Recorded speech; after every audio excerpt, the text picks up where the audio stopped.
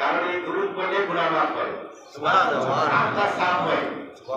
দুরূদে গুনাহ মাফ হয়। সুবহানাল্লাহ। আর আল্লাহর ওলিদের কাছে গেলে, প্রত্যেক আলেমদের কাছে গেলে নবীজির বন্ধ পাওয়া যায়, আল্লাহর সন্ধান পাওয়া যায়। সুবহানাল্লাহ। এই জন্য ওলি আল্লাহর কাছে থাকার কথা বলা হয়েছে, বা আমরা সব লোকের কাছে থাকতে বলা হয়েছে। নামাজের সর্বপ্রথম হিসাব হবে নামাজের। সুবহানাল্লাহ। সর্বপ্রথম কিসের হিসাব হবে? নামাজের হিসাব হবে। কে ধনী কে গরিব এই হিসাব হবে না, এটা পড়ে। কে শিক্ষিত কে মূর্খ এটা হবে না। সর্বপ্রথম হিসাব হবে নামাজের।